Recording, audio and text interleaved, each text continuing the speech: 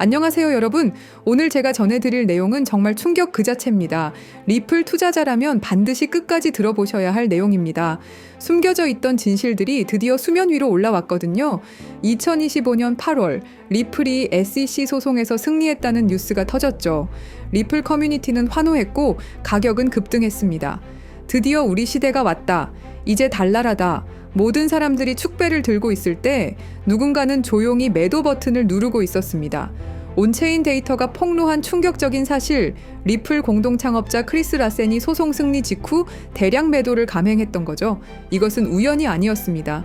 2018년에도, 2020년에도, 그리고 2023년에도 똑같은 패턴이 반복되었던 거죠. 그리고 2024년 말 결정타가 날아왔습니다. 스위프트의 최고 혁신 책임자 탐 자흐라가 공개석상에서 한 말입니다. 리플의 SEC 승리, 그게 뭐 대단한 건가요? 법정에서 이기는 것과 실제 시장에서 성공하는 것은 완전히 다른 문제입니다. 그는 계속해서 리플의 치명적인 약점을 정확히 찔렀죠. 스위프트는 전 세계 수천 개 은행이 공동 소유합니다. 하지만 리플은 여전히 한 회사의 통제하에 있죠. 은행들이 자신의 경쟁사가 만든 시스템을 신뢰할 리가 있겠습니까? 그 순간 리플의 모든 논리가 무너졌습니다. 지금 리플 커뮤니티 게시판을 들여다보면 절망의 목소리들이 가득하죠. 상대적 박탈감이 극에 달한 상황입니다.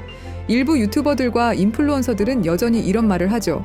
리플 $50는 기본이고 $500도 가능하다. 리플이 우리를 백만장자를 만들어줄 거야. 하지만 여러분, 냉정한 계산을 해보시죠.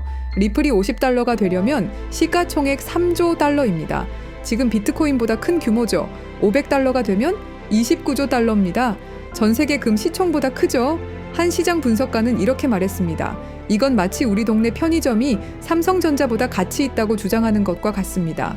가장 충격적인 건 리플 초기 보유자들의 지속적인 매도 패턴입니다.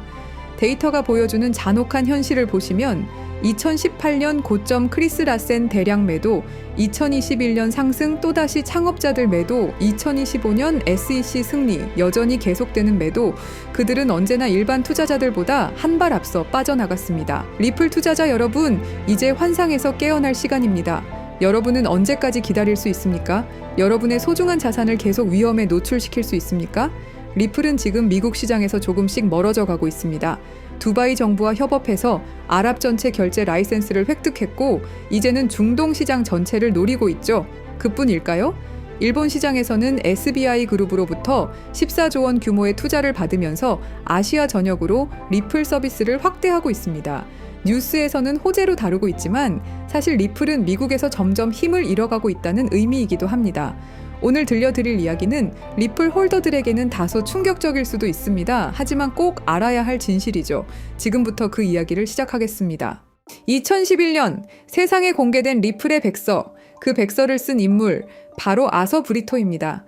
대부분의 사람들은 그를 그냥 리플 창시자 혹은 뛰어난 개발자쯤으로만 알고 있죠.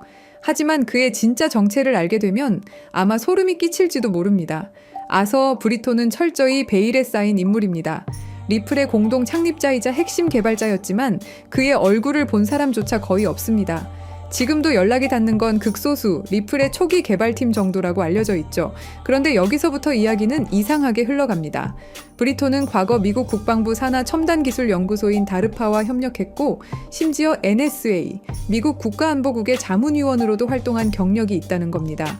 그리고 놀라운 건 현재 리플의 최고 기술 책임자이자 수석 개발자인 데이비드 슈워츠 역시 바로 NSA 출신입니다.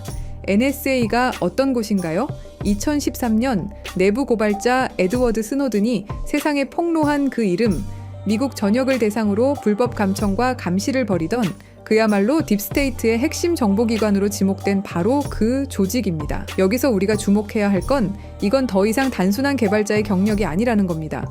브리토와 슈워츠는 딥스테이트와 암호화폐를 연결짓는 결정적 인물일 수 있다는 거죠. 그리고 가장 수상한 대목, 아서 브리토는 리플 백서를 발표한 직후 갑자기 세상에서 사라졌습니다.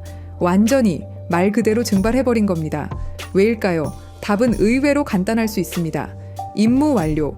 시스템은 구축됐고 그의 자리를 대체할 사람, NSA 출신 데이비드 슈워츠도 남겨두었습니다. 그 후 리플은 진심으로 혁신을 추구하기 시작했습니다. 직원들은 진짜로 금융 시스템을 바꿀 수 있다고 믿었고 투자자들도 이 기술의 가능성에 매료됐죠. 그리고 그게 바로 딥스테이트의 진짜 계획이었습니다. 가짜 열정은 금방 들통납니다.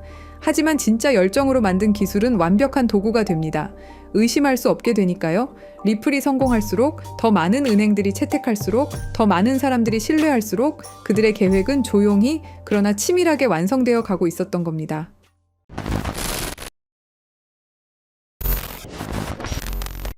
사실 리플의 구조는 처음부터 뭔가 이상했습니다. 리플은 RPCA라는 방식으로 거래를 처리합니다. 쉽게 말해 전체 검증자 중 80%가 오케이 해야 거래가 승인되는 구조죠. 그런데 여기서 중요한 개념이 있습니다. 바로 UNL. 이게 무슨 말이냐면 믿을 수 있는 검증자 리스트를 따르는 구조라고 보시면 됩니다. 문제는 그 리스트를 누가 정하느냐는 거죠. 바로 기존 권력자들이 정합니다. 새로 들어오고 싶다면 허락을 받아야만 들어올 수 있습니다. 겉보기엔 마치 모두가 자유롭게 참여하는 개방된 시장 같지만 속을 들여다보면 결국 소수의 권력자들만 투표하는 시스템이죠. 국민 투표합니다 라고 해놓고 미리 짜인 대표들만 투표권을 갖고 있는 구조와 다를 바 없는 겁니다. 이 구조 자체가 딥스테이트가 설계한 통제 시스템일 가능성이 있다는 게 저의 생각입니다. 그리고 딥스테이트는 리플에게 계획적으로 시련을 주는데요. 바로 SEC의 소송이죠. 여기서 잘 한번 생각해 보시면 SEC는 수천 개가 넘는 코인들 중에 왜 하필 리플에게 소송을 걸었을까요? 이건 단순한 규제가 아니라 치밀하게 짜여진 스토리일지도 모릅니다.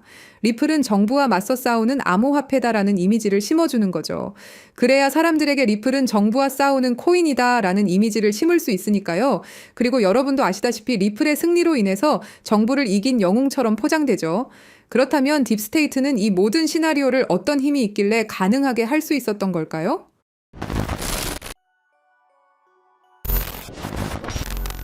딥스테이트란 무엇일까요? 그것은 선출되지 않은 권력 집단입니다. 정부 안에 또 다른 정부가 숨어 있는 것이죠. 대통령이 바뀌어도 정권이 바뀌어도 그들은 그 자리에 남아 실제 권력을 쥐고 흔들어댑니다. 그렇다면 그들은 누구일까요? 지금까지 딥스테이트로 거론되는 인물들은 크게 5가지로 분류됩니다. 첫째, 30년 넘게 정부에 몸담은 영구직 고위 관료들입니다. 둘째, CIA, NSA, FBI 등 정보기관의 실세들이 있죠. 셋째, 달러를 찍어내는 연방준비제도 이사회 임원들입니다. 넷째, 10조 달러를 움직이는 월스트리트 거대 자산운용사들이 있고요. 다섯째, 전쟁을 통해 이익을 얻는 군산복합체 경영진들이 있습니다. 이들의 공통점은 뭘까요?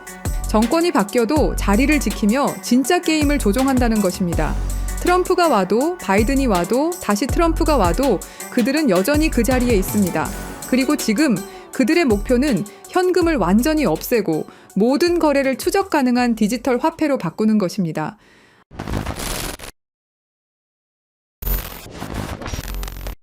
딥스테이트의 궁극적 목표는 현금을 완전히 없애고 모든 거래를 통제 가능한 디지털 화폐로 바꾸는 것입니다. 바로 CBDC 말이죠. CBDC가 왜 무서운지 설명드리자면 이건 단순한 디지털 화폐가 아닙니다. 디지털 감옥이라는 표현이 정확하죠.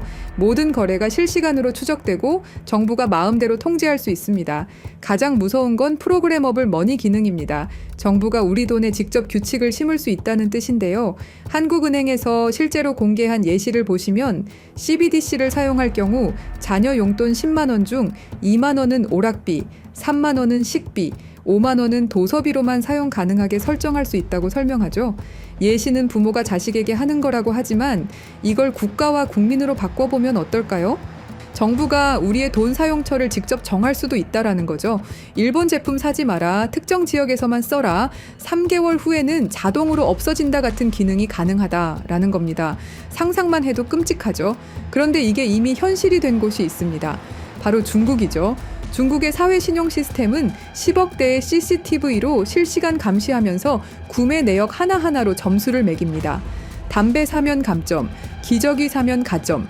점수가 낮으면 기차표도 살 수 없죠. 실제로 2020년까지 490만 명이 항공여행 금지, 165만 명이 기차여행 금지를 당했습니다. CBDC가 도입된다면 이런 일이 전 세계로 확산될 것이 분명하고요. 그렇게 된다면 모든 거래 실시간 추적, 언제든 계좌 동결 가능, 사용처를 정부가 제한, 돈의 유통기한 설정, 개인 신용점수에 따른 차별이 가능해지게 됩니다. 이게 딥스테이트가 100년 동안 꿈꿔온 완전 통제 사회죠.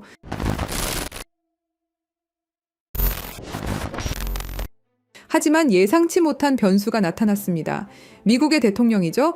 도널드 트럼프는 공식 석상에서 딥스테이트를 자신과 미국을 방해하는 정부 내 숨은 권력 집단이라고 규정해버립니다. 그리고 워싱턴의 기득권 정치 세력과 정보기관들이 뒤에서 조종하며 정책을 방해하고 각종 수사를 만들어낸다고 발언하죠. 트럼프는 이 딥스테이트를 미국의 적이라 말했고 재임 중엔 이들의 기밀 접근을 차단하는 조치도 취했습니다.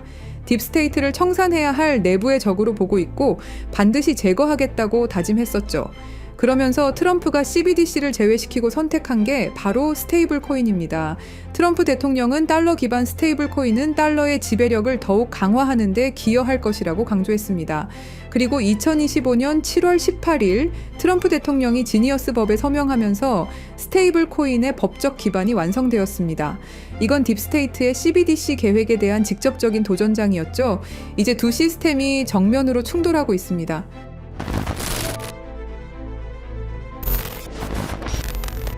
그래서 저희 팀은 지금 이 상황을 기회로 바꾸려고 합니다. 리플은 CBDC에 관련된 모든 프로젝트를 중단했고 공식 홈페이지에서 전면에 내세우던 CBDC 파트너십은 삭제됐죠. 그리고 스테이블 코인을 출시했습니다. 트럼프 정부의 반 CBDC 정책으로 인해서 딥스테이트의 계획은 당분간 조용히 때를 기다릴 것으로 예상됩니다. 하지만 이게 끝이 아닙니다. 오히려 스테이블 코인 시장으로의 대대적인 자금 이동이 시작될 것이다 라는 판단입니다.